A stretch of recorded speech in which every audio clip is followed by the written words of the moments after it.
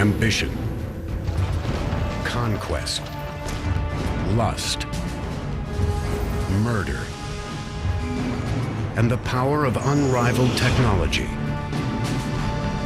These are the cornerstones in the foundation of the Roman Empire. They were driven by a kind of collective cultural ego. Rome's colossal building projects, stadiums, palaces, roads, aqueducts, spanned 3 continents and unleashed the power and promise of the world's most advanced civilization. These structures became symbols of that idea of Rome. But while the Romans dominated the landscape with massive feats of construction, they were ultimately powerless to prevent their own self-destruction.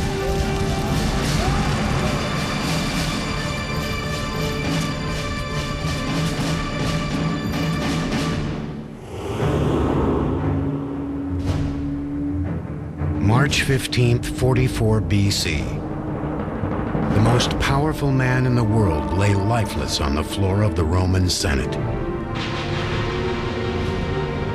As a general, he nearly doubled the size of the Roman Empire. As a politician, he engineered a stunning rise to power. But now this battle-scarred warrior had been slain in Rome and by Romans. His name was Gaius Julius Caesar. Caesar's rise to power was predicated on him wanting to have the best standing in the Roman state. He seemed to want too much power for himself. He did not share power with others, and this was what led directly to his assassination. Decades earlier, as an ambitious young general, Caesar had recognized that the road to glory in Rome began on battlefields far from it. His thirst for military conquest would spawn the construction of one of Rome's most intimidating feats of engineering.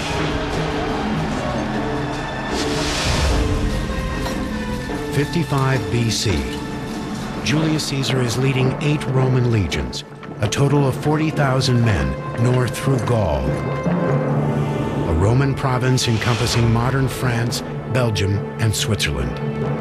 He wants to go to Germania, to Germany, and cross the Rhine because no Roman commander has yet done so. He wants to be as great a conqueror as Alexander the Great and go beyond what is known. The Rhine River lies on the edge of what is known. For centuries, it has been a buffer protecting Germanic tribes from Roman expansion. No previous army could cross it with the might needed for conquest. But Caesar is unlike any previous warrior.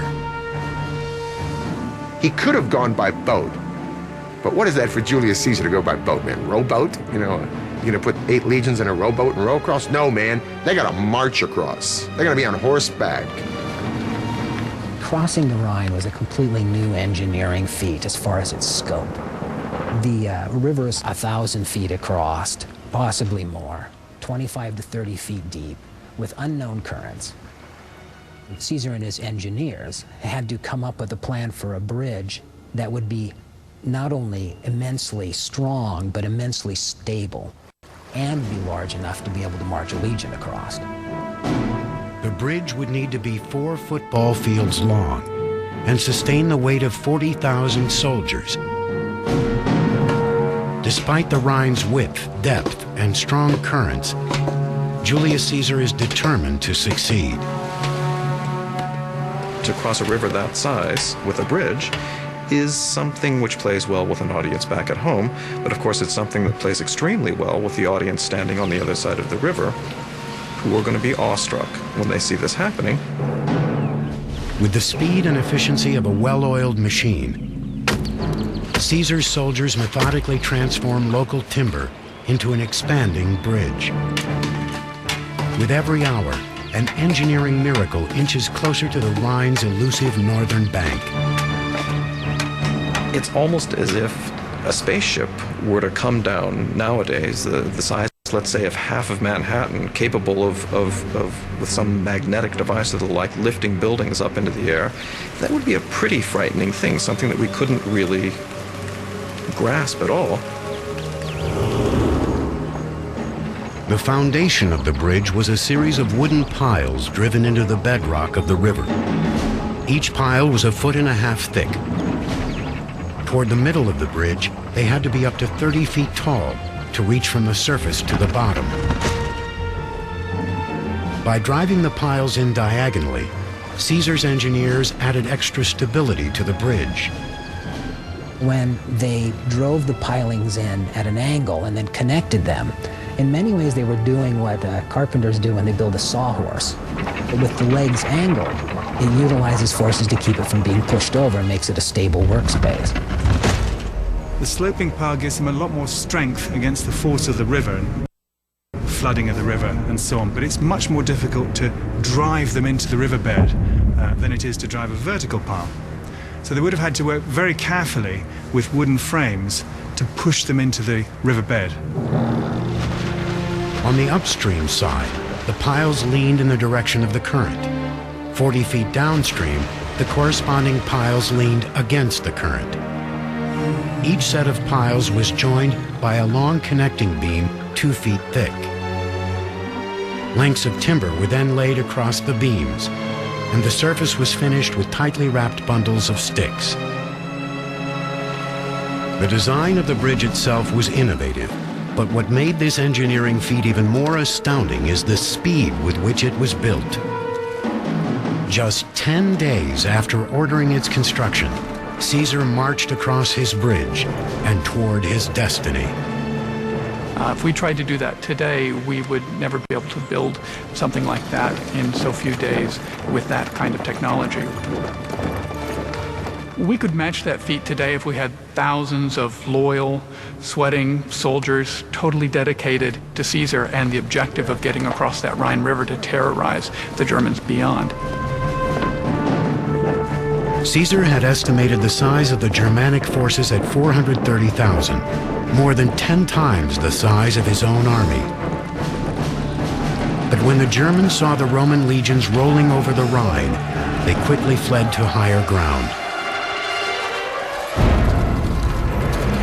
For the next 18 days, Caesar freely explored the territory north of the Rhine, encountering no resistance. Then he crossed back over his bridge and dismantled it, having made an unmistakable point. It is symbolic of this. Rome can go anywhere. There's nothing going to hold Rome back. And to distill it even farther, Julius Caesar can go anywhere. Caesar's bridge was an early indication of his single-minded ambition. A decade later, that ambition would propel him to unprecedented power, but it would also prove to be his downfall. When he was declared Rome's first dictator for life at the age of 55 in 44 BC, whispers of assassination began to echo through the halls of the Roman Senate. He makes certain moves that suggest that he might want to have been worshipped as a god, that his ambition really goes so far beyond the limits of what the Romans themselves, and in particular Roman senators, felt to be acceptable, that he was assassinated. In life, Julius Caesar forever altered Rome's political landscape. In death, he would embody both the potential and the peril of absolute power. When Caesar was assassinated, there was no guarantee that anything would happen except that Rome would fall apart completely. Caesar's reign was a major turning point in Rome's political history. His conquest of Gaul greatly expanded the reach of Roman influence. His consolidation of power marked the death of the Roman Republic, ruled by democratically elected senators and consuls, and the birth of an empire in which tyrannical emperors could rule with absolute authority. Some would use their power to build magnificent engineering marvels. The vanity, excess, and ignorance of others would push the empire to the brink of destruction. Through it all, Rome would grow into the most powerful and technologically advanced civilization the world had ever seen.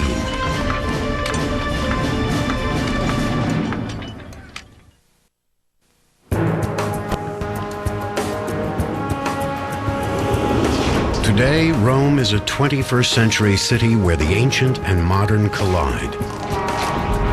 Anyone who's visited the city of Rome is immediately struck by this immense mixture of time periods spanning from prehistory all the way up through the modern age. And the wonderful thing about Rome is that you're living in the midst of the history of one of the greatest civilizations that's ever been a part of humanity's history. Roman legend says the city was founded in 753 BC by Romulus and Remus, two brothers who were abandoned as infants and raised by a she-wolf. The two brothers set out to build their own city on the banks of the Tiber River.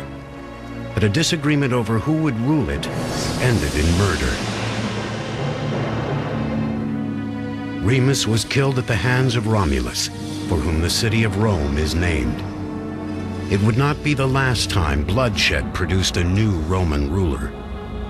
Civil war actually is one of the very defining features of the growth of the Roman state. The story, the tradition of Romulus and Remus is one that reverberates and echoes throughout Roman history. Initially, Rome was one of countless small kingdoms jockeying for power in central Italy. But unlike many of its neighbors, who were suspicious of outsiders, Rome was a safe haven for ambitious outcasts. Romulus, he said, given the fact that we don't have any population, I'll create an asylum. I will create a sort of a free zone for anybody. Runaway slaves, brigands, pirates, whoever. Come and be part of this great idea, which is Rome. That's a very unique attitude. And said from the very beginning, it seemed that the Romans were very open. This openness encouraged a free exchange of ideas. Among them were engineering theories imported from other cultures. By borrowing the technology of neighbors like the Etruscans, Rome expanded into a regional power.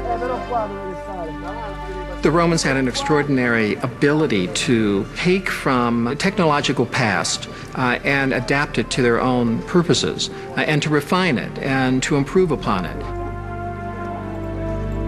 They were able to take from these Etruscans the technology of road building, of moving water systems through tunnels, of building large, extraordinary walls, and produce something which was based on Etruscan technology. The city's first major engineering achievement was the Cloaca Maxima, an extensive sewer system which still functions today 2,500 years after it was constructed. The Cloaca Maxima flushed runoff from Rome's city streets into the Tiber River. Engineers also used the sewer's underground pipeline to drain the marshland between Rome's hilltop villages. There they built the Forum, ancient Rome's downtown district. The construction of the Cloaca Maxima is the key event in transforming Rome from a series of tribes living on disparate hills around a swampy marsh into kind of centralized, unified culture. The new Roman Forum that resulted from the draining with the Cloaca Maxima really allowed that culture to consolidate in one central place. While Rome's culture was consolidating, the influence the city had over its neighbors began to grow. By the 4th century BC, Rome controlled most of central Italy, and its engineers were called on to develop a transportation infrastructure that would connect the expanding empire. In antiquity, there were basically two modes of transportation. There was transportation through the countryside, either on horseback, but probably walking or in carts, or that there was travel by ship. The roads, as we understand them today, basically didn't exist before the Roman Empire. That all changed in 312 BC, when the Via Appia was built. Rome's first national highway stretched 132 miles from the capital to its southern province of Campania. To plot the straightest and fastest route down the coast, Roman engineers used a specialized surveying instrument.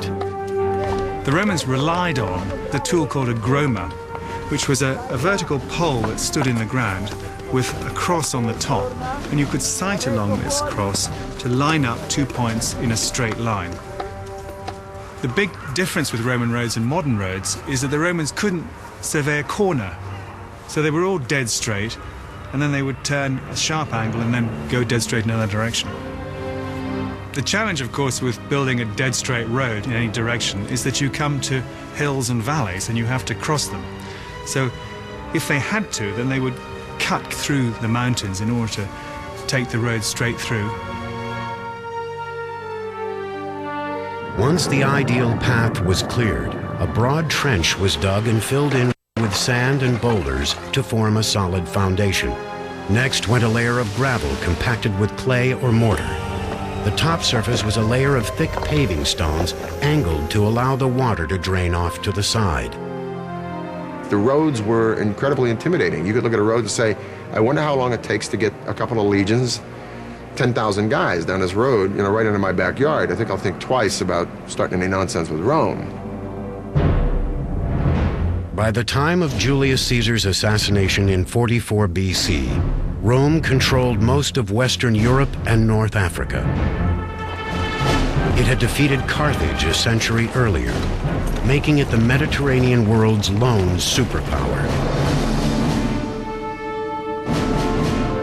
Caesar's eventual successor was his great-nephew Octavian, who was renamed Augustus and crowned Rome's first imperator, or emperor.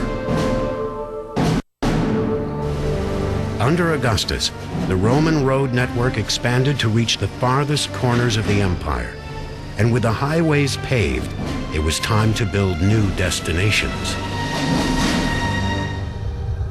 Under Augustus, we can see popping up everywhere Roman-style cities equipped with a forum, with a theater, with an amphitheater, with a basilica, and all of the other markers of what made a Roman city. To the recently conquered natives of the provinces, the new cities were a powerful endorsement of the Roman way of life. People would flock to the new cities, these urban centers, which were symbols of civilization, a higher standard of living, incredible jobs. That's where the money resided, and people would go, as today, will go where the jobs are. And ultimately, the people in these conquered nations would really embrace these Roman ideas. The Roman city itself was the greatest image-creating device, I believe, that the Romans had. And those cities survive today. London, Bonn, Paris are all testaments to Rome's expansion of its culture through its cities. Rome's engineers had a secret weapon that enabled them to build bigger, stronger, and faster than anyone else. Waterproof concrete, mixed with a volcanic sand called pozzolana. Early concretes were just a simple lime-mortar mix, which, although they would set, weren't very strong, and indeed the particles in the early concrete could easily break apart. But in Roman concrete, the pozzolan sand reacted with the lime, and it makes a concrete quite like a modern concrete, much, much stronger. They realized pretty early on that by using this substance that they could build literally underwater an extraordinary invention which would allow them then to create enormous piers literally within the water itself, revolutionizing travel. That is, bridges could be built that would be permanent bridges rather than wooden bridges. During the age of Augustus, this concrete solidified Rome's chokehold on Western Europe, allowing Roman builders to dominate the landscape with massive man-made monoliths. One in particular would revolutionize daily life in Rome for centuries to come.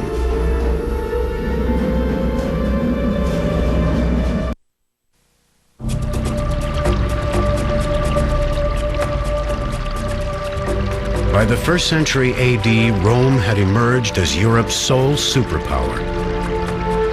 And as the Romans expanded their empire outward, they also looked inward and used their superior engineering skills to improve the quality of life within the walls of the capital city. Of all the achievements of Rome's engineers, none were as life-altering as running water. Rome's system of water distribution was a quantum leap to anything which had come before it. In the capital city, 11 aqueduct lines guided a steady stream of fresh water to its citizens, carrying a combined 200 million gallons a day into the city from mountain springs miles away. What the aqueducts did was really revolutionize the daily life of Roman citizens. Not just the gardens and the villas of the wealthy or the palaces of the emperors, but the average Roman. So much water was available in the city of Rome, and this sustained an enormous population. The aqueducts fostered the growth of a new urban culture. With a constant stream of water, up to 1 million people were able to live cleanly and comfortably in the capital city. And it's the water from the aqueducts which can flush out the human filth and keep your city clean. This is another reason why the Romans think that they're superior. It's because they're cleaner than everybody else. No single emperor can claim credit for the success of the aqueducts. They were built over the course of several centuries. But it was the disfigured, stuttering Emperor Claudius who arguably had the greatest impact on Rome's water supply. Before he assumed power, Claudius had been a royal laughingstock who was considered an invalid and even hidden from the public eye. Claudius had a stutter, we hear. He had a little bit of a limp. He was hard of hearing. So people didn't really know what to do with Claudius. In spite of his shortcomings, Claudius was cunning enough to seize power when an unlikely opportunity presented itself. In 41 AD, most of the royal family was murdered to avenge the bloody reign of Claudius's nephew, Caligula. But Claudius was spared after he was found cowering behind a curtain. With his life hanging in the balance, he managed to bribe Rome's Praetorian guards into proclaiming him emperor. His timely bribe would change the course of Roman history. Once he became emperor, he seems to have ruled in many ways, at least by our standards, well. He clearly was not a stupid man. During the reign of Claudius, the empire took several surprising steps forward. On the frontier, his legions conquered Britannia, something even Julius Caesar failed to do. And back home, he built 2 major aqueducts, the Aqua Claudia and the Anio Novus, which dramatically increased the amount of water flowing into Rome. Aqueducts are not that complicated in theory. That is that water seeks its lowest level, and therefore that you can run water down a slope from any area to another area. So that's a pretty simple premise that everybody would have known. But that the practice of creating an aqueduct is another thing. The Romans engineered their aqueducts to approach the city on a gradual declining angle, or gradient. That gradient was just several inches every 100 feet. The slope of the aqueduct had to be calculated from great distances, 20, 30, sometimes even 40 miles, from the source in the mountains to the cities themselves. That had to be consistent. They couldn't deviate from it, regardless of what the terrain was. To maintain the water's precise descent through high mountains, Roman engineers dug perfectly angled tunnels through them. When the pipelines reached low valleys, they were elevated on stone walls. If the walls needed to be higher than 6.5 feet off the ground, the Romans saved building materials while still adding strength by perfecting an ancient engineering concept, the arch. The arch revolutionized architecture in the ancient world by permitting far greater spans than had been allowable before. They basically changed the spatial conception totally of Roman architecture. Arches were built around a temporary wooden framework that held each stone in place until the keystone was laid in the center. The keystone evenly distributed weight down each side of the arch, allowing builders to stack additional stones above it. Arches are improvement upon building just a straight wall in a variety of means, both in terms of their efficiency and in terms of their strength. The arch, of course, takes much less material to build. Arches are very strong at supporting things like roofs and aqueducts and whatever you want to put on top of them. A 6-mile column of arches carried the Aqua Claudia across the valleys on its way to Rome. The aqueducts would have had a covered roof, but of course if you could take the roof off, you could see the water like an open river coming down towards the city. After reaching the city, each aqueduct emptied into 3 holding tanks. One for the public drinking fountains, a second for the public baths, and a third reserved for the emperor and other wealthy Romans who paid for their own running water, a concept that was well ahead of its time. Basically, every home by the 1st or 2nd century AD of any means had running water. This is astounding, because the entire span of the Middle Ages they didn't have this. With the construction of the Aqua Claudia and the Anio Novus, Emperor Claudius had revitalized Rome's system of water distribution. His public record was one of success, but the choices he made in his private life would ultimately lead to his downfall. The tradition about Claudius is that he was uxorious, that he loved his women and his wives in particular too much, and was subservient to them.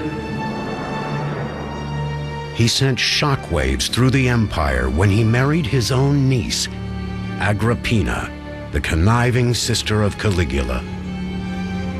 Agrippina came from a line of ambitious, popular, and powerful women. She was kind of in some ways the Cleopatra of her age. She was headstrong, she was proud, and she was ambitious. She was terribly ambitious. After having been surrounded by emperors her whole life, Agrippina was hungry for her own taste of power. She used all of her physical and political charm to attain it. And once the aging Claudius was under her spell, she used her only son as a means to perpetuate it. Agrippina's main intent in seducing Claudius and becoming the empress was to ensure that her son would accede to the throne. In 50 AD, Agrippina convinced Claudius to name her son from a previous marriage as his heir, instead of his own biological son. 4 years later, Emperor Claudius was dead, poisoned by a mushroom and his wife's ambition. Overnight, Agrippina had gone from being the wife of one emperor to the mother of another. His name was Nero, a 16-year-old tyrant in training who had engineered disaster.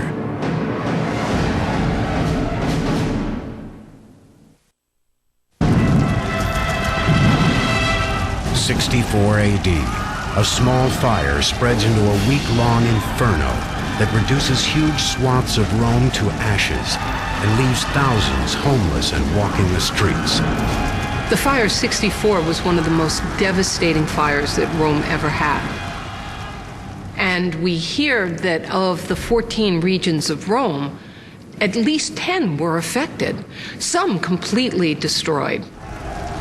That must have been a huge number of individuals who were killed in the panic and in just being killed by smoke or by the fire itself.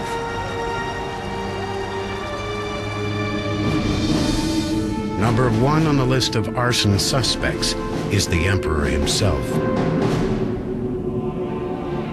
Nero was supposedly seen playing his lyre at the top of a nearby tower as the fire raged. He's said to have looked at the fire as though it were a spectacle, and to have gone to the Tower of Maecenas and recited the fall of Troy.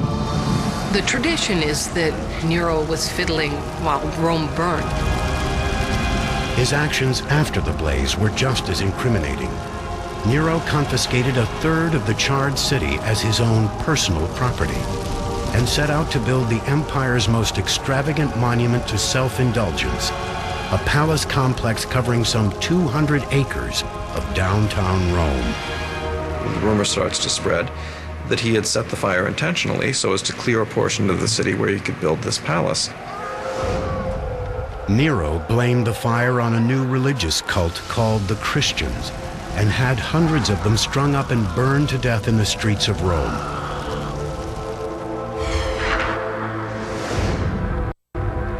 This was just the latest in a string of horrifying acts that solidified Nero's dysfunctional legacy.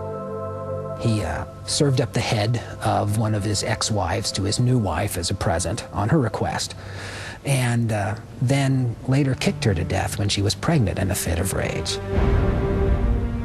Most of the acts for which Nero is most infamous come after one of the most heinous acts one can commit, the killing of one's own mother. Agrippina, who had orchestrated Nero's rise to power by killing her husband Claudius, was antiquity's most overbearing mother. She expected to share power equally with her son. She wasn't going to accept a subservient role, not to Claudius, not to her son, and that, of course, did her in, ultimately. Agrippina's thirst for control gradually infuriated Nero. In 59 AD, 5 years after he became emperor, the 21-year-old sent his guards to kill his own mother. As they closed in, Agrippina symbolically ordered the guards to stab her in the womb. She said, "Strike here first. This bore Nero." Very dramatic. Nero was haunted by visions of his mother's ghost for the rest of his life.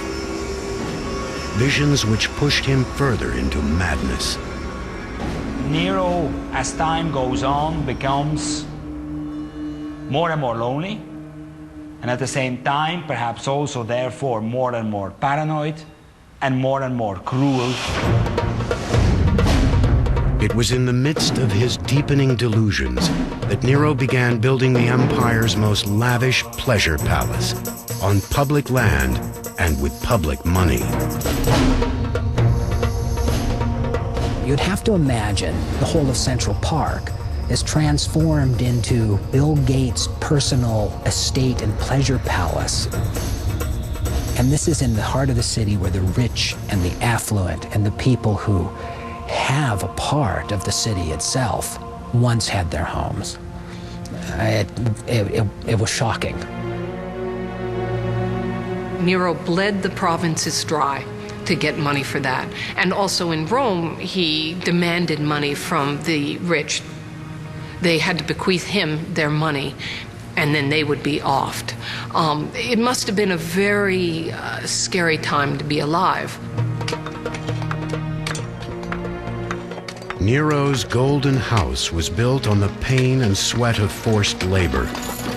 In ancient Rome, slavery was a common and acceptable practice. 1 in every 3 people living in the city was a slave. Rome's achievements would be unthinkable without slave labor. This slave labor was part of what generated the profits necessary to maintain and to expand an empire. There's no question that slave labor was also very significant for the building of these grand projects that really define the essence of imperial Rome. Nero's new palace would reflect his godlike perception of himself. It was designed to evoke a sprawling seaside villa in the heart of the city. Vineyards, gardens, and pastures for wild animals would cover what had once been Rome's downtown crossroads. The center of the complex would be a man-made lake, and the pavilion with covered walkways a mile long. A vast 150-room wing of that pavilion still survives today, buried beneath modern Rome. Its cavernous interior demonstrates Roman mastery of another engineering innovation: the vaulted ceiling. A vault is nothing more or less than an arch which has been extended along an axis.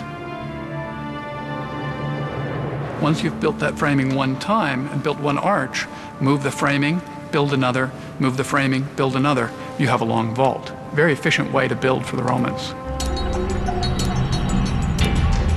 When the Domus Aurea was completed after just 4 years, Emperor Nero exclaimed, "Finally, I can begin to live in a house worthy of a human being."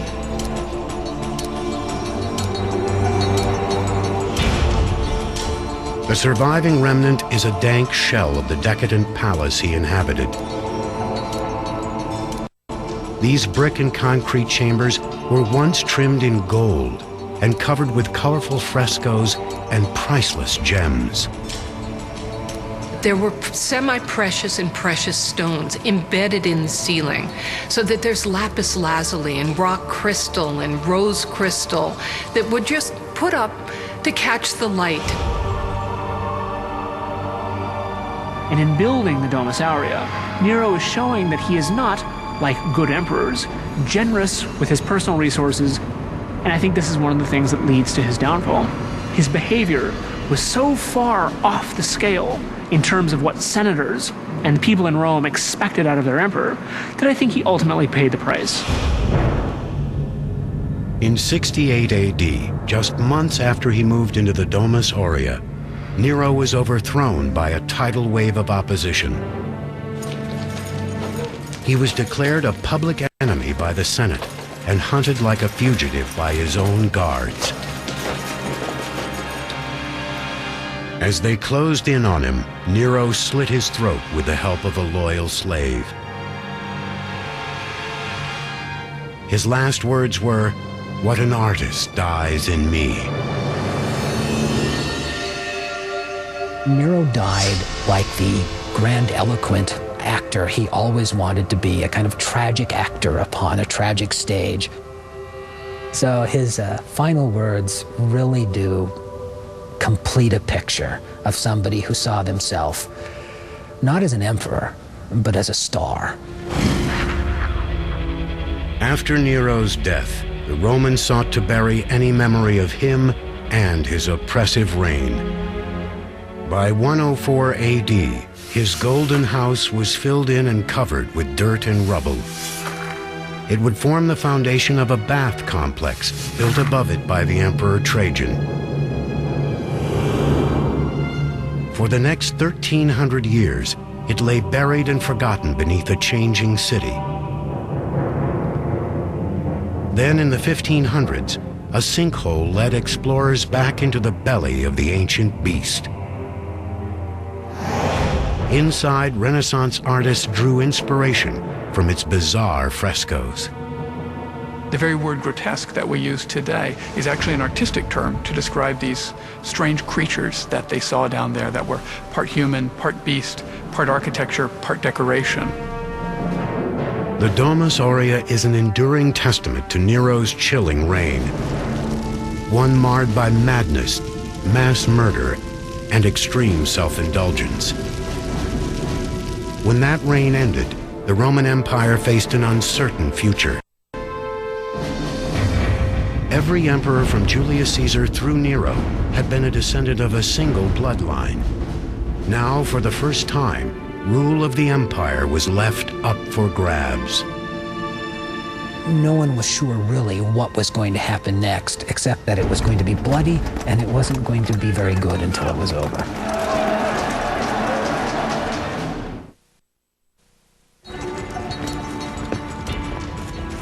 69 AD, Emperor Nero lays dead, killed by his own hand.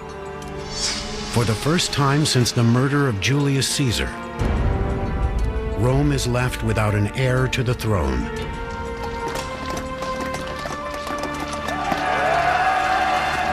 A power struggle erupts between the empire's top generals, who turn their armies on each other in a bloody bid for power.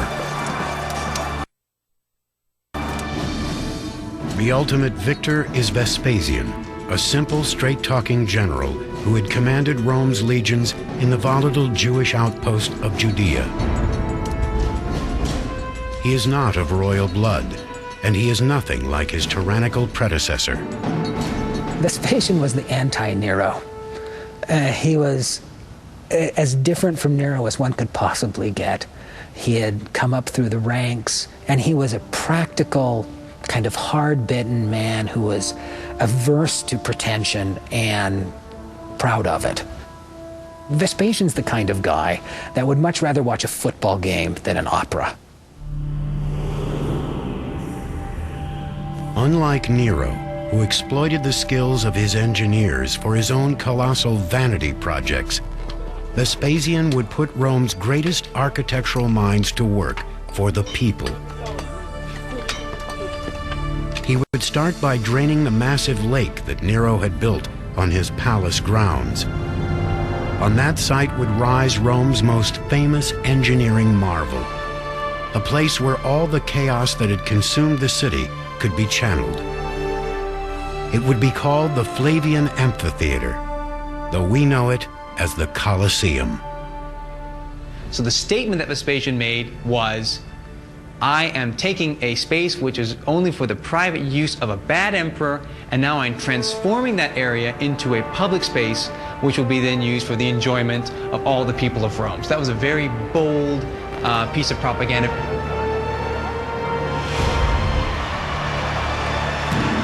Gladiators had been spilling blood in the name of entertainment for centuries. But the people of Rome were hungry for bigger, bolder spectacles. The Colosseum would give the gladiators a permanent, state-of-the-art killing field, and the games would take on a level of carnage never before seen in the empire's history. But this was the big venue. This was the Superdome. The entertainment came to you. Everything from animals from the farthest corners of the known world to captives from faraway lands could be brought to your central location, to your favorite box seat, and right in the center of the city. Construction on the Colosseum began in 72 AD. It was financed by the sale of precious relics taken from the Jewish temple during Vespasian's sacking of Jerusalem.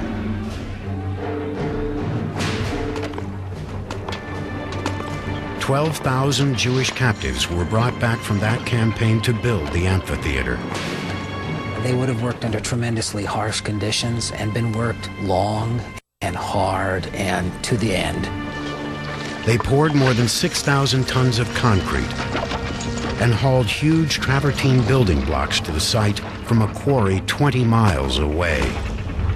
As the building progressed up higher, they would use less of the strong, expensive and heavy limestone and more of the cheaper ingredients, which were lighter in weight.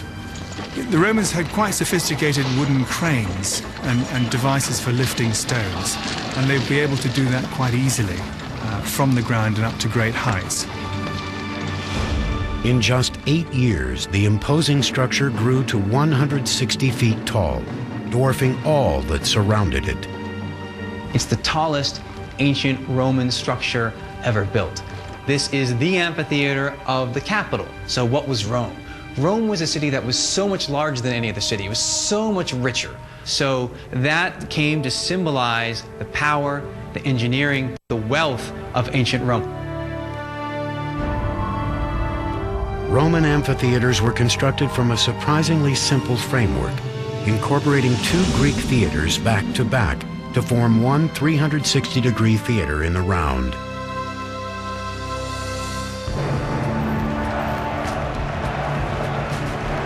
The Colosseum set a new standard for Roman amphitheater design.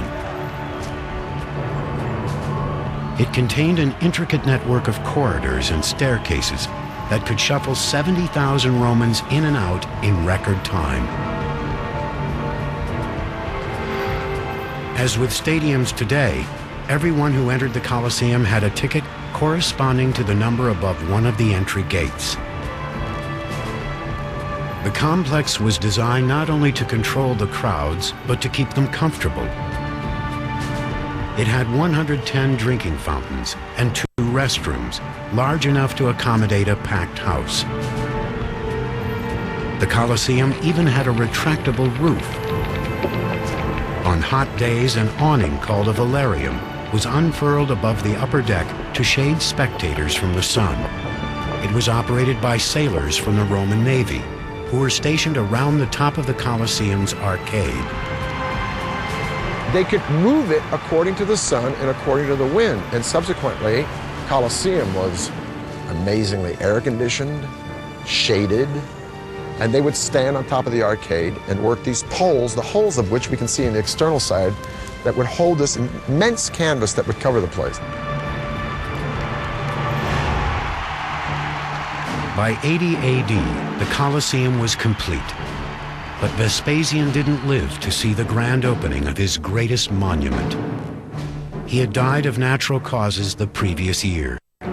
So his son and successor, Titus, led the inaugural celebration. For 100 straight days, Romans flocked to the Colosseum to soak in every kind of carnage imaginable. 5,000 animals were slaughtered in a single day. Thousands of gladiators and prisoners left as corpses.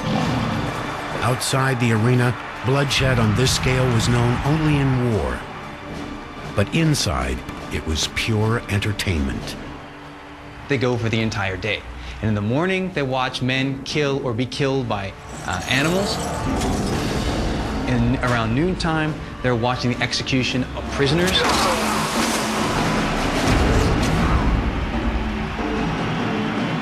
And then finally, in the afternoons, when the main event, primetime TV kind of experience, is the best for last, and that's going to be gladiators, man against man.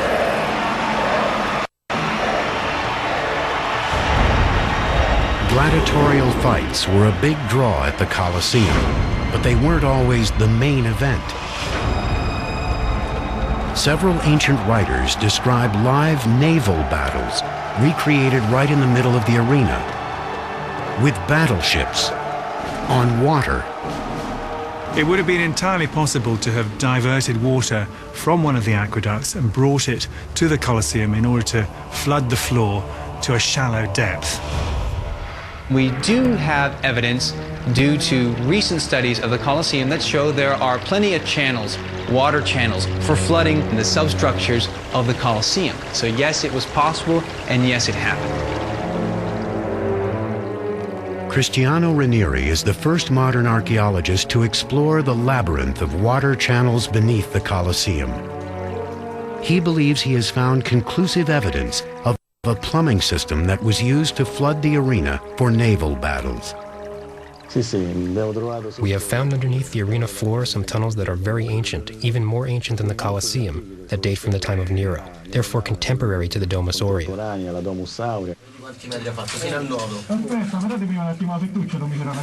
The original water channels built beneath Nero's artificial lake were left intact when the Colosseum was built above it. They could have been reconfigured to flood and drain the arena. In this never-before-seen footage, Cristiano leads his dive team inside those ancient channels and through water polluted with the debris of 2 millennia. Beneath the Colosseum, he uncovers a holding tank with a direct line to a nearby aqueduct. Cristiano believes water was diverted from that aqueduct into the arena.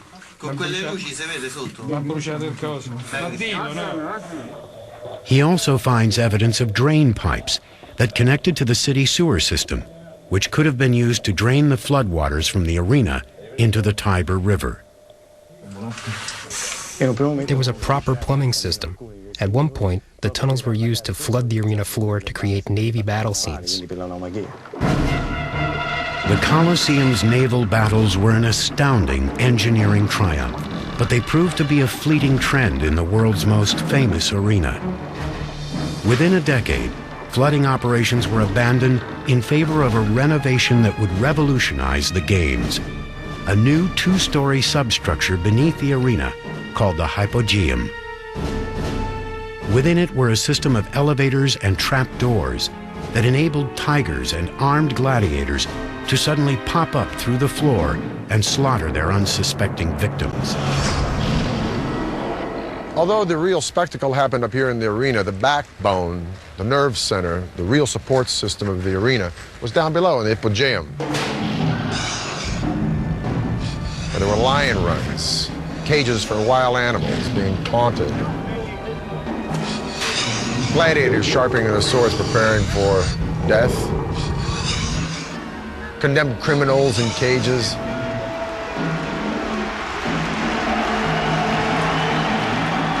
As the games begin, a trapdoor in the arena floor will open, and by a system of pulleys, an elevator will hoist another lion or panther up into the arena. When the trapdoor opens, we're bathed in light. We hear the yells of the throng enjoying the games, and then the trapdoor will close again, leaving us contemplating our own demise amongst the screams and lamentations and stench of blood, beasts, and men. Violent, bloody, exploitative, thrilling. The games in the Colosseum were the ultimate Roman spectacle. And all those who entered were awed by the engineering prowess of the world's most advanced civilization. After a decade of strength and stability under Vespasian, that civilization was reaching the height of its power. And its next generation of rulers would use that power to build ever bigger, ever bolder man-made miracles.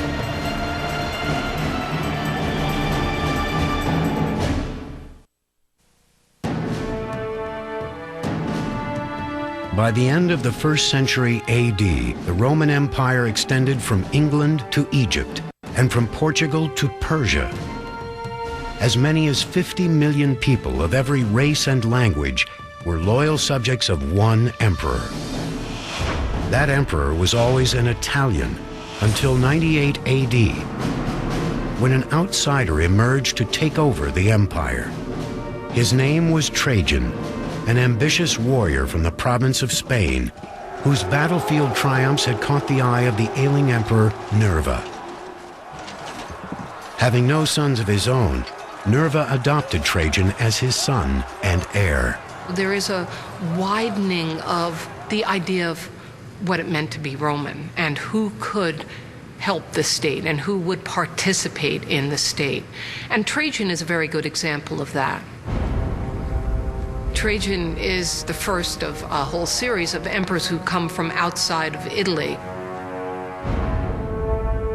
When Nerva died, Trajan inherited the Roman world. He immediately set out to prove his loyalty to the citizens of the capital. He knew the best way to do this was to appeal to their unyielding sense of supremacy. The Romans thought on a grand scale. The size of their empire, the size of their buildings, and the ambitions of its leading individuals must be one of the things that we point to as defining what it meant to be a Roman.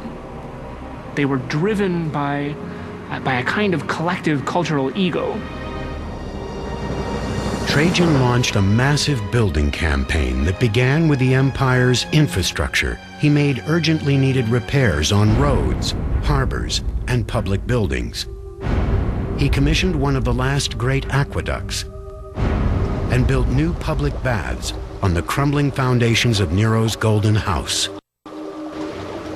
All of this building required a tremendous amount of money.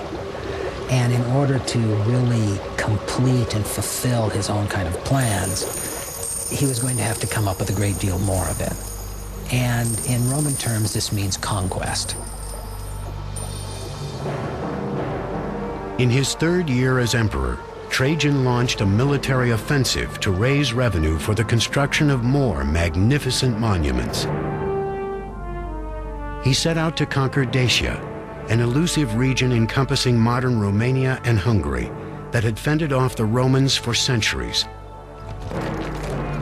After years of bitter combat, the Dacians surrendered in 107 AD. The conquering emperor plundered hundreds of tons of gold and silver from his new province. Trajan is the emperor that extended the boundaries of the empire to its greatest extent. So Trajan really pushed the envelope, and in doing so, he brought back more money, more goods, more spoils than any other emperor, which meant that he had so much money at his disposal. The emperor spent his new capital on a sprawling public space that would alleviate the congestion in Rome's overcrowded downtown district. Since the beginning of the Republic, the old Roman Forum had been the center of government, commerce, and culture. There, temples to gods like Saturn and Vesta sat beside law courts and libraries. But as Rome grew into the capital of the world, development began to sprawl out from its original crossroads. The Forum was a critical part of Roman life, but the success of the city and the pressure of the population was such that they had to keep building new extensions time after time. And each emperor in turn had to build a new part of the Forum for their own people. By the time of Trajan, Rome was a densely populated metropolis of 1 million people and growing. So he commissioned his own new Forum, one larger than those of all his predecessors combined. Trajan didn't just have so much money, but the skills of the engineers, the people who poured concrete and so on, they were at a high point. They could achieve and create better and faster than any previous time. The man called on to design Trajan's Forum was another outsider, Apollodorus of Damascus. Apollodorus was a Greek architect who had designed military bridges for Trajan during his battles with Dacia. During that war, he had proven to be an architectural mastermind. Now Apollodorus was faced with a new challenge: a lack of real estate to house Trajan's grand vision. And of course, as in modern day buildings, location is absolutely critical. So if an emperor wanted to build a structure in a particular location and they had to level the site, then they would just have to do that. To create a flat plain large enough to develop in downtown Rome, Apollodorus ordered his builders to carve out a huge chunk of the Quirinal Hill adjacent to the old Forum. We're living in a time thousands of years before dynamite. The Romans had to achieve these great feats of terraforming and clearing the landscape through sheer manpower, the force of tens of thousands of slaves working around the clock with shovels and pickaxes. Imagine an army of ants carrying away a loaf of bread. They're not going to do it all in once. They're going to break it apart into small pieces and take it apart one at a time. An army of Roman slaves methodically leveled the stone hillside, chipping away 125 feet of elevation and generating over 600,000 square feet of prime real estate in the heart of Rome. There, a city of marble began to rise from the soil as a Spanish emperor and a Greek architect remade the capital. The finished product was unveiled in 112 AD. Trajan's Forum was a magnificent marble network of Greek and Latin libraries, colossal statues, an enormous central piazza, and a two-story basilica where laws were made and cases tried. To go to the Forum of Trajan would have been a massive experience for any Roman. You would have entered the basilica, the largest ever built in Rome, of that type. The basilica was revetted with marble, flooded with light. After that, you would have arrived in the square. You would have looked around and seen the monumental equestrian statue of Trajan. It really must have been an awesome sight. The forum's centerpiece was a 125-foot marble column that towered above the new construction. That column still survives today. Around its facade, a spiraling relief is carved that tells the story of Trajan's invasion of Dacia. Trajan appears over and over and over and over again, always involved in every aspect of the campaign, from its initial planning all the way through final conquest. And in this way, the column serves as a kind of propaganda film. The column's exact height holds a more subtle significance. The height of Trajan's column itself, 100 feet, with the addition of the base and a statue on top of that, marked the height of the side of the Quirinal Hill, which was removed to create the forum at that spot. Therefore, it becomes a marker not only of the battles of Trajan, but also the battles of Apollodorus to clear the land and create this monumental urban space. Trajan's forum stood for 700 years. Most of it was reduced to rubble by a 9th century earthquake. But there is one surviving section that leaves no doubt about its imposing scale, a vast complex known as Trajan's Market. Apollodorus shored up the 125-foot cliff face he had created by form-fitting a 6-story Roman shopping mall directly into the hillside. He ingeniously shaped the first 3 levels in a hemicycle, a semicircular structure with long, curved corridors of storefronts. The markets function to reinforce the hillside, which had just been carved out. And it's probably not by chance that the form that's used against that hillside is concave, therefore a much stronger form, again the form of an arch turned on its side to resist the pressure of the hill beside that. Above the hemicycle were 3 more levels, with units ranging from small shops to great 3-storied halls. Trajan's Market contained over 150 individual storefronts that might have supplied everything from footwear to fine art. These markets must have sold enormous quantities of materials from all parts of the Roman world, and perhaps even beyond. While Trajan's Forum next door was a lavish haven for the city's elite, his market was engineered as a main street for the masses. The market, together with the forum, represent 2 sides of Roman culture. The opulence of the forum, its colonnaded forecourt, its gilded decorations, represented a tremendous formal center for the city. Right next to that, the brick architecture of the marketplace, very commonplace in the city for the daily lives of the Roman citizenry. Trajan's engineering feats at home and conquests abroad made him one of the most popular emperors in Roman history. By the end of his reign in 117 AD, the empire had reached its greatest size, stretching across the Middle East to the Persian Gulf. But defending more territory would prove problematic for Trajan's successor. So to stabilize the empire's borders, Rome's next emperor would build a massive barricade to seal off the Roman world from the barbarians beyond.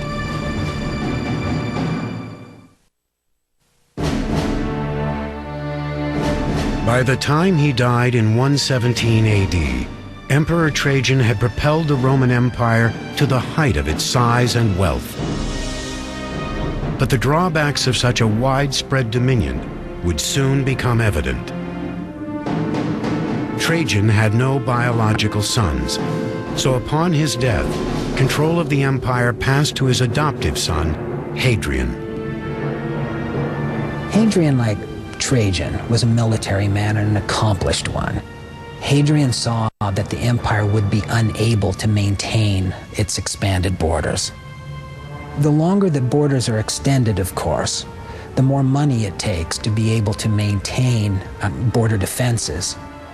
So he wasn't looking for more things to conquer, but how to hold on to what they already had. Concrete evidence of Hadrian's defensive policy shift can be found today in a remote section of northern England, 1,500 miles from Rome. When Hadrian came to power in 117, the northern half of Britannia remained an untamed frontier, where Roman soldiers confronted the dual threats of freezing winters and barbarian incursion.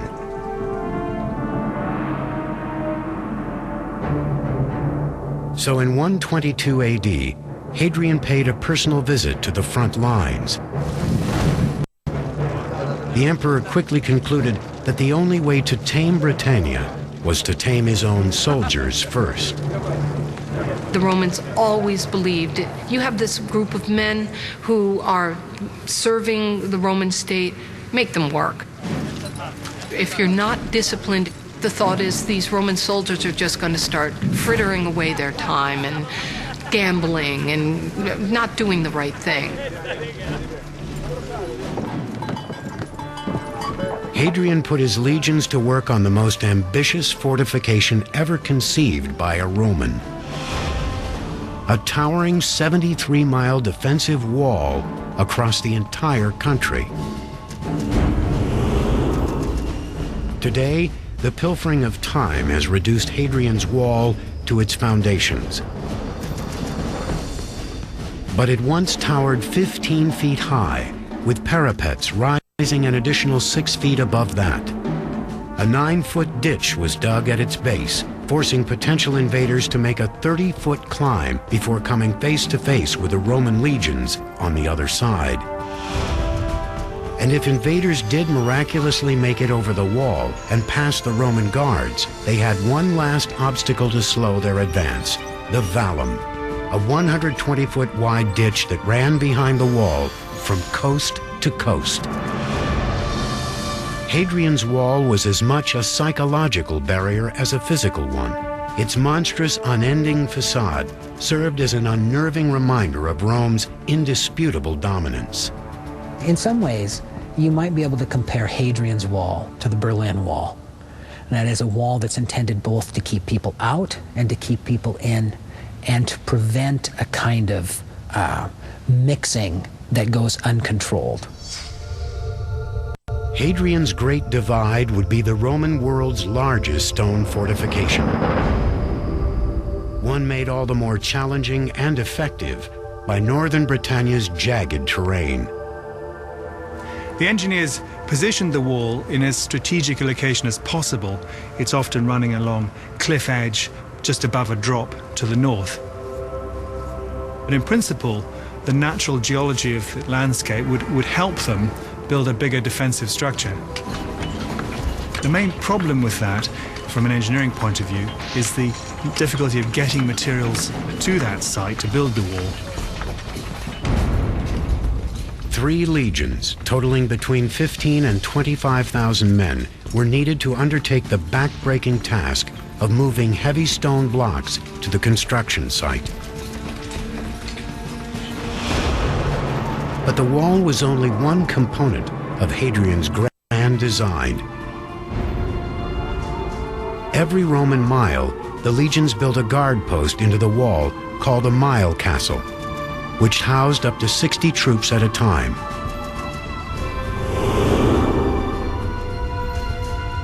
Between each mile castle stood 2 smaller watchtowers, where sentries kept a constant eye on the borderland.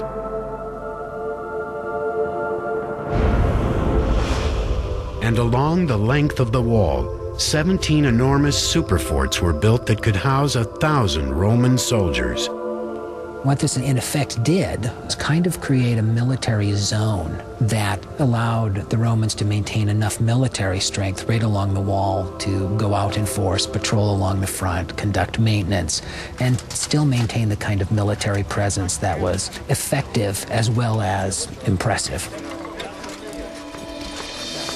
Each superfort covered 3 to 5 acres and included an assembly hall, a temple, barracks, hospital, and bathhouse, everything needed to sustain an army.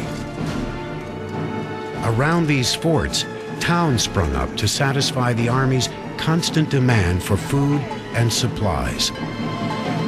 These Roman troops wanted Roman shoes. They wanted Roman needles. They wanted all the things that they could have elsewhere in the Roman world. So trade tends to follow them. Bars tend to follow them. Women tend to follow them, and end up changing fundamentally the areas in which they are settled. In just 5 years, Hadrian's vast barrier across Britain was complete.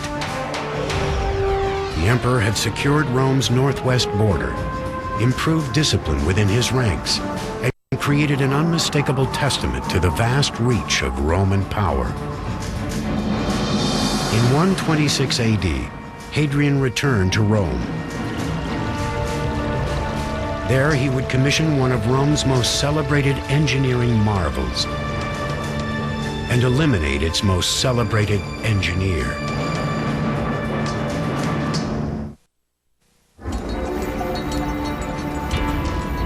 In 126 AD, Emperor Hadrian returned to Rome after a 5-year military inspection tour on the Roman frontier. While he was away, his builders had been working feverishly to carry out his architectural vision in the capital city. Hadrian certainly wanted to leave an imprint on Rome. He wanted to revive Augustan building and show that he could do better. 150 years earlier, Emperor Augustus had famously transformed Rome from a city of brick into a city of marble. Hadrian wanted his own building legacy to be equally memorable, and the crown jewel in that legacy would have a direct link to the reign of his legendary predecessor. Soon after he became emperor, he set his sights on rebuilding a burned-out temple complex dating from the time of Augustus. In the rubble of the old ruin, he commissioned his most famous structure, the Pantheon, a majestic temple to the Roman gods. The Pantheon is arguably the most amazing structure ever built by the Romans. Why? The Rotunda. The Rotunda, a huge interior space capped by a magnificent dome ceiling, was the heart of the Pantheon's design. At its center, the concrete dome rises nearly 150 feet. It spans exactly the same length across without any support from columns or buttresses. 150 feet is a great distance to span. And the guts that they had to attempt something so wide, to span something so wide, this is one of the grand achievements. The Pantheon's dome would remain the largest unsupported concrete span in the world for 18 centuries. Before Hadrian's engineers could start pouring the dome's concrete ceiling, they needed to figure out how to direct its weight away from its center. Otherwise, when they removed the wooden framework holding the ceiling in place, 3,000 tons of concrete would collapse under its own weight. Today, when we build in concrete, we introduce a steel tension rod, which picks up half of the stresses in the concrete. The Romans couldn't do this. Therefore, the dome of the Pantheon was constantly pushing outward towards its base. The Pantheon's engineers developed several radical solutions to make sure its ceiling and the emperor's reputation wouldn't come crashing down. First, they built a solid base of walls 20 feet thick to act as a foundation for the ceiling. They used the vertical walls on either side to help support the weight of the dome from pushing outwards. They used the walls to buttress the dome itself. Next, as the ceiling rose toward its apex, they mixed in lighter materials with the cement and poured a progressively thinner layer of it. Roman concrete, like concrete today, used aggregate, usually stones, to bond the concrete together. In the Pantheon's dome, Romans used a common technique at that time of actually inserting hollow amphora or jugs inside of the concrete to displace some of the concrete and lighten the load. To make the ceiling even lighter, the builders molded recessed panels called coffers into the ceiling, which serve two ingenious purposes. These coffers are meant, obviously, for an aesthetic purpose. That is, that they allow the surface of the domed area to be decorated, but at the same time, they reduce the amount of concrete which is necessary for the dome itself. A final weight-shedding alteration immediately became the Pantheon's most distinctive feature: the oculus, a 30-foot-wide hole in the center of the ceiling. The oculus eliminates the stress of heavy concrete at the dome's weakest point, and it lights up the interior like the sun does the earth. Imagine as an ancient never having been in this kind of interior space before, because no other interior space had ever looked like it before. Feeling the religious aspect of the interior itself, a building which was dedicated to all the gods. The Pantheon's engineers strove for perfection and almost achieved it. But there is one mysterious flaw in the design that still baffles modern observers. The Pantheon's front portico, the colonnaded gateway to the interior, is about 10 feet too short. It doesn't connect with the rotunda where it should. Why 50-foot columns were not used instead of the 40s that were there can only be held to speculation at this point. Did they sink in the Mediterranean? Were the Romans not able to acquire the stone to achieve those kind of columns in the time necessary for Hadrian to inaugurate the building? We can't say for sure. For centuries, the Pantheon has stood as a confounding engineering enigma. But the way it was built is just part of the puzzle. The bigger mystery is who designed it.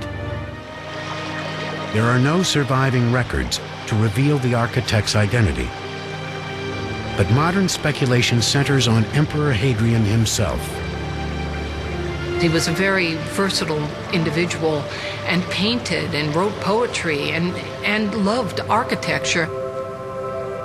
So many of Hadrian's other buildings were domes. So it seems to me that Hadrian may have had a hand in the design.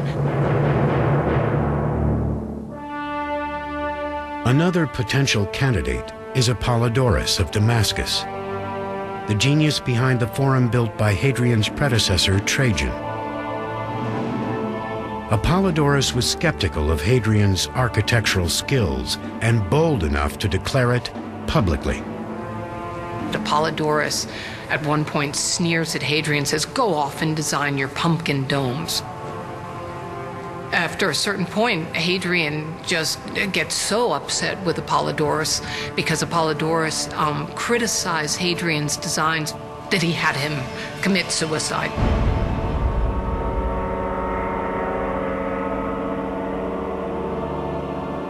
In 138 AD, 8 years after ordering the death of Rome's greatest architect, Hadrian himself died of natural causes at the age of 62.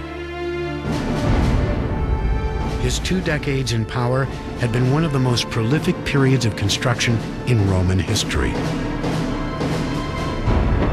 By the time of his death, harbors, temples, bridges, and basilicas in every corner of the empire bore his name. It would be nearly a century before another emperor would commission one of Rome's last great engineering achievements and send the empire spiraling towards self-destruction.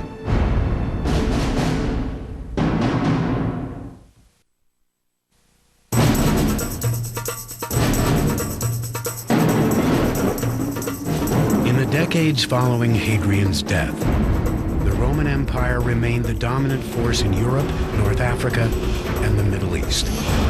Its emperors maintained absolute authority. Its armies remained invincible. and its architects continued to inspire jaw-dropping awe.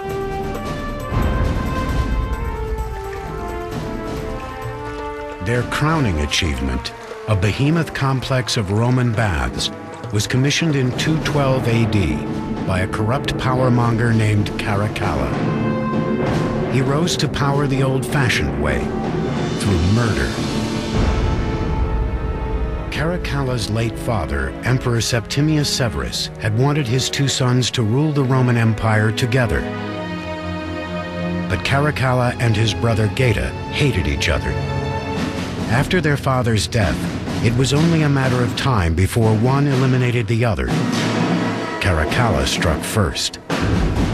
Caracalla had him killed right in front of his mother, which seems to me a horrible, horrible thing.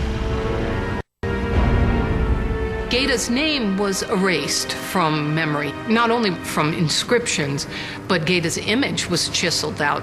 They erase the name, but they leave the erasure. We know that the state has taken steps to eradicate him, and we should remember that lesson. During the reign of Caracalla, blood once again flowed through the imperial chambers, and the empire was back in the hands of a tyrant who ruled by fear. The rule of Caracalla is characterized by that of a man, emperor, who places himself above man, within the sphere of the gods.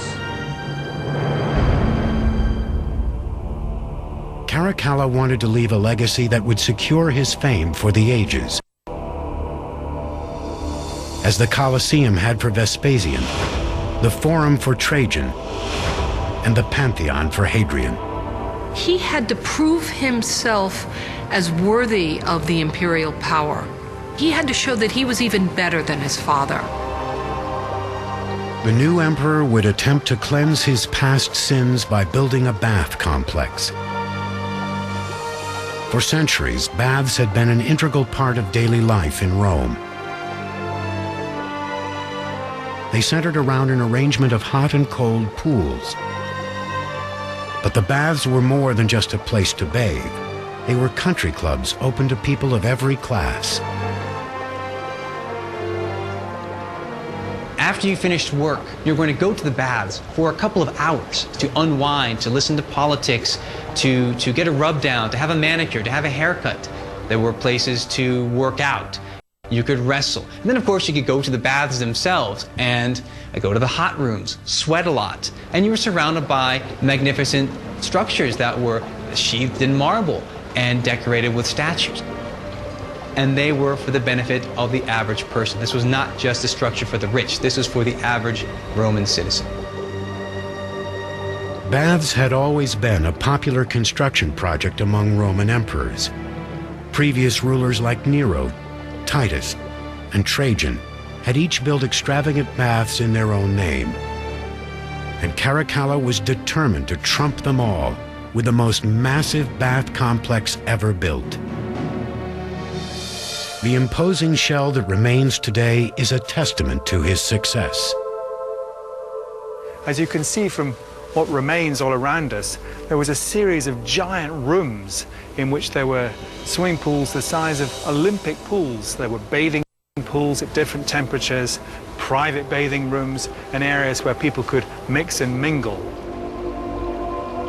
The central building was larger than St. Peter's Basilica and trimmed from stem to stern in gold and marble. Its floors were covered with intricate mosaics, fragments of which still remain. Surrounding the main building were open spaces for track and field events, separate buildings containing libraries, shops, restaurants, and even brothels lined the perimeter.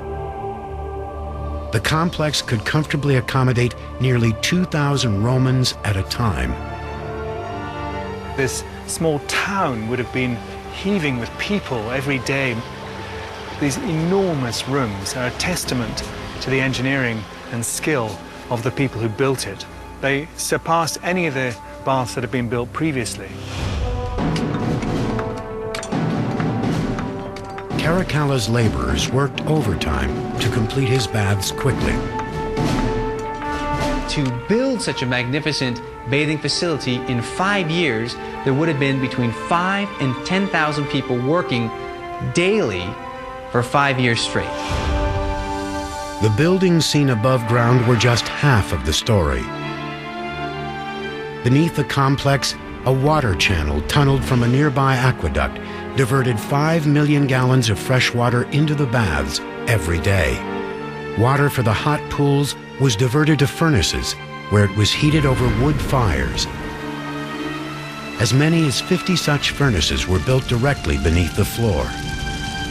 This floor literally divided the world of the wealthy and successful Roman citizen from the underworld of slaves and laborers who were toiling away in furnace-like conditions, stoking fires and choked with smoke and fumes and so on. Up here in these beautifully decorated chambers with marbles and mosaics and decorated tiled ceilings, it must have seemed like paradise. The baths of Caracalla opened in 216 AD. They were one of the last great feats of Roman engineering, combining all the skills the Romans had perfected over the centuries. In a bath complex like that of Caracalla, a lot of great achievements of Roman engineering come together. The production of bricks, masonry, the import of marble. You have the long tradition that the Romans have in building water systems, aqueducts, but also drainage and sewer systems. You have also their long experience in the use of concrete, which allows them to create big spaces that they can cover with vast spanning domes and vaults. Caracalla's baths were an amazing success, but the same couldn't be said for his reign.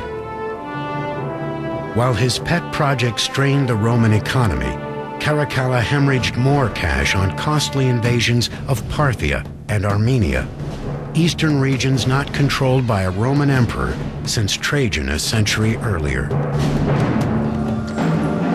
Like Trajan, Caracalla had hoped to cement his legacy through conquest. Instead, he sealed his own fate. In 217 AD, after a 6-year reign of cruelty and intimidation, Caracalla was stabbed to death by his own guards during an Eastern military campaign.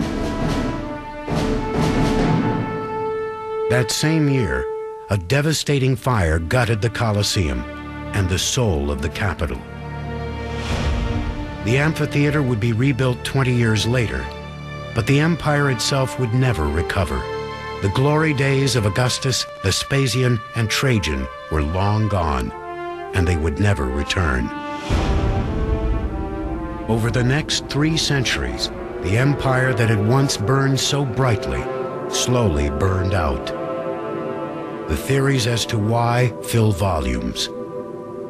Some people say it is the metallurgy that poisoned them. Some people say it is the decadence and the inbreeding in the upper class. Some people say it is the lack of a trained army and subsequently no defense. I think the Roman Empire was simply too large to be governed effectively, to be administered, and to create any kind of real sense of community. In the 5th and 6th centuries, Germanic warrior tribes repeatedly sacked Rome, demanding land and money. In 537, an invading tribe went right for the jugular, destroying the city's most vital life-sustaining arteries, its aqueducts. Without the running water its citizens had come to rely on, the once great capital crumbled. People without water couldn't live in the city center. The gardens and farmlands could not be watered. The population of 1.2 million people quickly dwindled to 12,000. That's a 99% decrease. 1,500 years after the fall of Rome, its engineering legacy still inspires and confounds modern builders. So many of the things that the Romans were able to do in their time we were not able to do again until we developed new technologies. We wouldn't be able to accomplish a dome like the Pantheon without the use of a computer, certainly. We wouldn't be able to move a hillside without mechanized equipment. Given their tools, we would never be able to accomplish those same things. Maybe the most important lesson the Romans taught us is one that Julius Caesar, Nero, and Caracalla never understood. That the same blind ambition that drives our progress can also bring about our demise. These people lived out their ambitions and their kind of appetites in such a way that we both admire them and kind of abhor them at the same time. The ancient Romans were often violent, vindictive, greedy, and egocentric.